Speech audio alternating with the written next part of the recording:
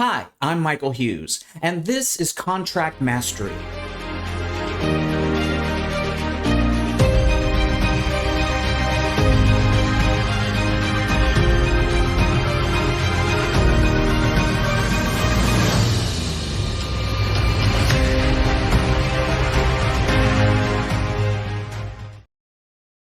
Paragraph 26 of the lease agreement is the special provisions paragraph of the residential lease agreement. I've made a lot of special modifications myself. When it comes to special provisions, whether it's in a 1-to-4 purchase contract or the lease agreement or what have you, a wise real estate agent is going to treat special provisions in the lease agreement the same way that TREC requires us to treat special provisions in the 1-to-4 contract. On our own, an agent can write and insert only informational items into the contract document. Anything more than that, TREC considers the unauthorized practice of law. Now, the parties can direct us to make changes to the contract, and that's fine. But if there's anything that's going to go in the contract other than an informational item, that language cannot come from the real estate agent. It has to come either from the party to the agreement or from that party's attorney. And when we're talking about informational items, just as a refresher, these are the three things that we're talking about. An informational item is a statement that accomplishes one of the three following things. It either completes a blank in a promulgated form. The information that we need to put in the blank is too big, it won't fit, so we're going to put it in special provisions, and that's an informational item. Second, a statement that provides factual information about the property is an informational item, and then also a statement that provides instructions about the property is an informational item. Those are the only three things that we as license holders can draft on our own to write into special provisions. If the client wants additional language in the lease agreement, and lease agreements are prone to this, landlords want their own customized provisions. Or if the landlord wants promulgated terms of the lease agreement stricken out, lined through, they can do that as well as parties to the contract.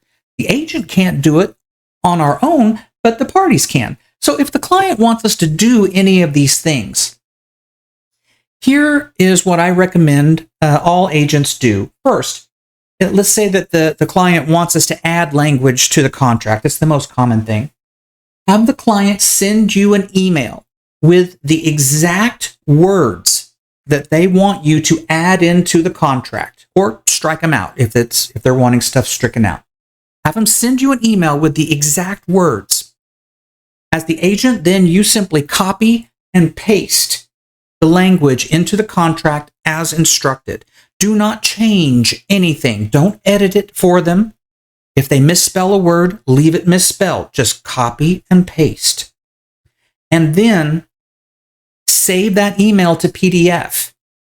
Upload it with the transaction documents to your broker's document retention system, SkySlope, Backagent, whatever it might be. Call it a communications document or a miscellaneous document. Say on a note on that document entry, here is the client's authority for the language and special provisions. That way, if that particular transaction ever comes to TREC's attention, the first thing the investigator is going to do is see what's in special provisions, and their first question is going to be, who wrote this?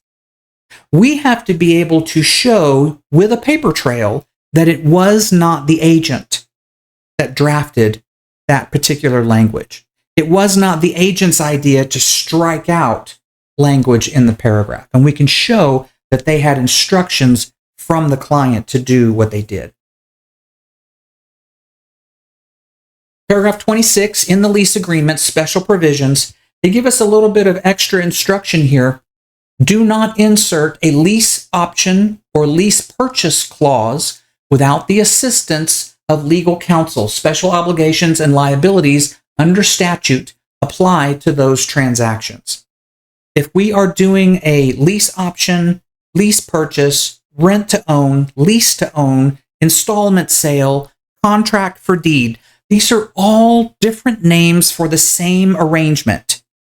It's a lease to own arrangement where the person, the purchaser, the tenant, is making payments to the landlord/seller, and it's only when the entire amount is paid in full, then the owner or landlord signs over a deed and gives actual title to the tenant/purchaser. That's a rent-to-own arrangement. And they've got all kinds of names. Rent-to-own, lease-to-own. They're called installment sales. They're also called contract for deed arrangements. No matter what it's called, all of these things have to be drafted by an attorney. None of our promulgated forms can accommodate a lease-to-own arrangement. They have to be written by attorneys. They certainly cannot be written by real estate licensees. That would be unauthorized practice of law. So once again, paragraph 26, informational items only. Anything else, get it in writing from the tenant, put the words in the contract as instructed, and then keep the writing and upload that email to your document retention system in that transaction file.